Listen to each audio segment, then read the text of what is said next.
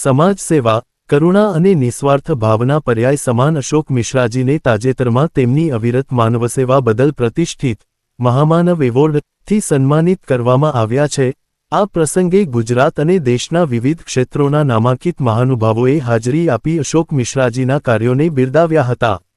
કાર્યક્રમ દરમિયાન વક્તાઓએ જણાવ્યું હતું કે ભૂકંપ જેવી કુદરતી આફત હોય કે કોરોના જેવી વૈશ્વિક મહામારી, અશોક મિશ્રાજીએ હંમેશા પોતાના જીવની ચિંતા કર્યા વગર લોકોની સેવા કરી છે। કોરોના કાળમાં જ્યારે લોકો બહાર નીકળતા ડરતા હતા, ત્યારે તેમણે જરૂરિયાતમંદો સુધી અનાજ, ઓક્સિજન, દવાઓ અને હોસ્પિટલની સુવિધા પહોંચાડી અનેક પરિવારો માટે આશાનું કિરણ બન્યા હતા।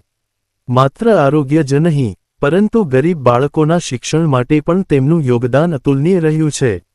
આ સન્માન સમારોહમાં રાજકીય, સામાજિક અને વહીવટી ક્ષેત્રના દિગ્ગજો ઉપસ્થિત રહ્યા હતા, જેમાં અશ્વિનસિંહ સરવૈયા, રામજીભાઈ માવાણી અને રમાબેન માવાણી, વિક્ટર મેકવાન, નાગેશ પાટીદાર અને અવધિતા મરાઠે, બીજલ બ્રહ્મભટ્ટ, અમરજીતસિંહ ઉપરાંત આરોગ્ય વિભાગના નિવૃત્ત અધિકારીઓ બીના વાડલિયા અને જયેશભાઈ કતીરા, આપત્તિ વ્યવસ્થાપન સલાહકાર વંદના ચૌહાણ તેમજ ગ્રાહક સુરક્ષા ક્ષેત્રના આનંદિતા મહેતા સહિતના મહાનુભાવોએ મિશ્રાજીને અભિનંદન પાઠવ્યા હતા।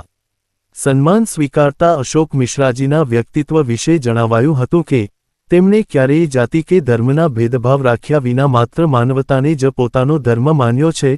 તેમની નિસ્વાર્થ સેવા અને શિક્ષણ પ્રત્યેની તેમની નિષ્ઠા સમાજના દરેક વર્ગ માટે પ્રેરણારૂપ છે। ઉપસ્થિત તમામ અગ્રણીઓએ એકસુરે સ્વીકાર્યું હતું કે સમાજમાં જ્યારે પણ મુશ્કેલી આવે છે ત્યારે લોકો વિશ્વાસથી જેનું નામ લે છે તે અશોક મિશ્રાજી આ એવોર્ડના સાચા હકદાર છે। કાર્યક્રમના અંતે સૌએ તેમના ઉજ્જવળ ભવિષ્યની શુભેચ્છાઓ પાઠવી હતી।